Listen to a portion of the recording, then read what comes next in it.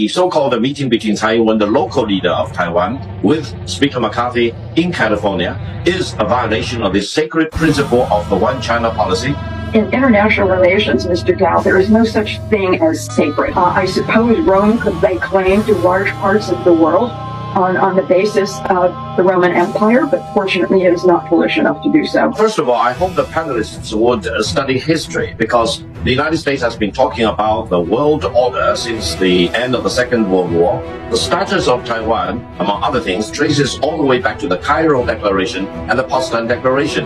This is the cornerstone of the international order that we are still living in. Secondly, I cannot say I love California so much and Silicon Valley so much, so I want to supply arms to the Californians to urge their independence from the Union.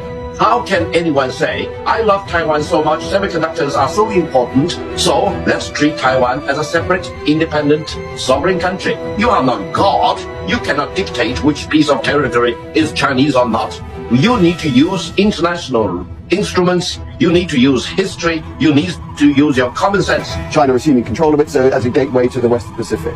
That's for sure, but you cannot say this territory is so strategically important that it should not be Chinese territory. As far as the United States is concerned and its Pacific strategy is concerned, Taiwan is essential to keep on side, isn't it? Yes, it is. And furthermore, I too have studied history, Mr. Gao, and I think that you have not.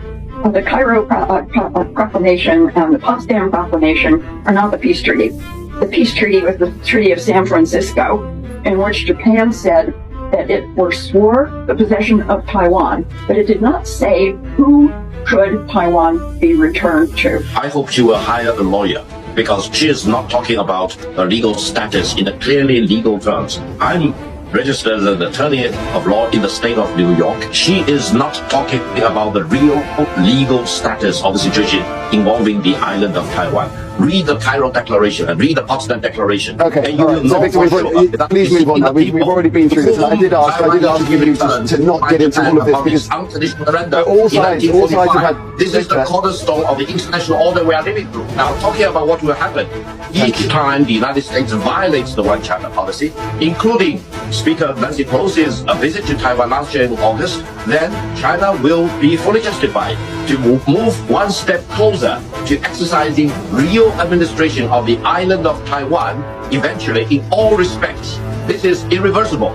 Each violation, each provocation will result in consequences that the United States will not be able to bear, because the United States will not send its soldiers to fight for the separatism and independence of Taiwan, because the United States, ever since 1979, has legally and internationally acknowledged that there is only one China and Taiwan is part of China. You have misstated the U.S.'s One China policy. The United States has not said it agrees with China's One China policy. Come on. The U.S. position is a trilogy. It's based on three basic principles. One is that there is only one China. Second, Taiwan is part of China. And the third point, which is equally important, that the United States acknowledges that the government of the People's Republic of China is the sole legitimate representative of China.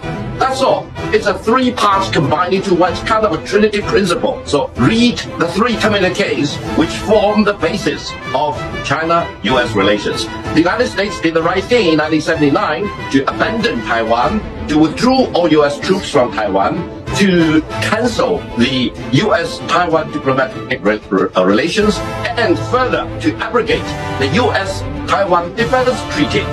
How many times did the United States bend backward to do these things impossible? For what? For recognizing that the People's Republic of China is the sole legitimate representative of China, and there is only one China in the world, and Taiwan is part of China. Okay, that's it. So, no, we're running out of time. We're running out of time. We're coming to the end of the program.